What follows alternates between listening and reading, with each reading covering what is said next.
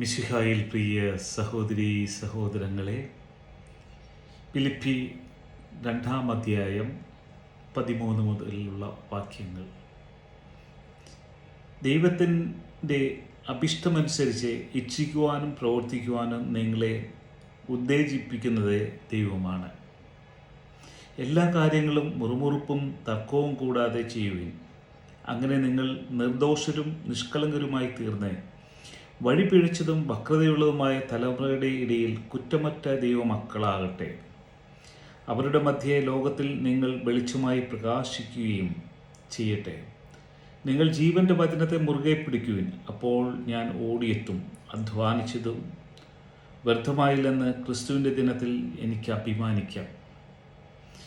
നിങ്ങളുടെ ബലിയുടെയും വിശ്വാസത്തിൽ നിന്നുള്ള ശുശ്രൂഷയുടെയും മേൽ ഒരു നൈവേദ്യമായി എൻ്റെ ജീവൻ ചൊരിയേണ്ടി വന്നാൽ തന്നെയും ഞാൻ അതിൽ സന്തോഷിക്കുകയും നിങ്ങളെല്ലാവരോടും കൂടെ ആനന്ദിക്കുകയും ചെയ്യും. ക്രിസ്തുവിനെ രക്ഷകനും നാഥനുമായി സ്വീകരിച്ചിരിക്കുന്ന ഏതൊരു വ്യക്തിയുടെയും മനസ്സിൽ കുടികൊള്ളേണ്ട ഒരു വചനഭാഗമാണ് ഇവിടെ നാം വായിച്ചത്.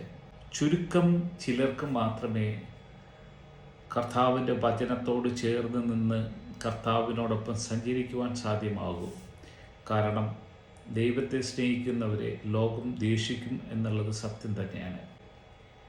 നമ്മൾക്ക് ദൈവം നൽകിയ തൻ്റെ അമൂല്യമായ സ്നേഹം തൻ്റെ പുത്രനിലൂടെ വചനം നൽകുവാനായിട്ട് ഭൂജാതനായി.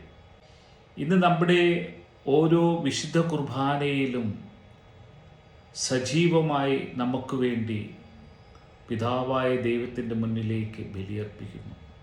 എന്നാൽ ആ ബലിയർപ്പിക്കുന്നിടത്ത് പോലും പുരോഹിതഗണവും ദൈവത്തിൻ്റെ ജനമെന്ന് അഭിമാനിക്കുന്ന പലരും സാധാരണമായി രമ്യപ്പെടുന്ന ഒരു കാലഘട്ടത്തിലൂടെയാണ് നാം ജീവിക്കുന്നത്.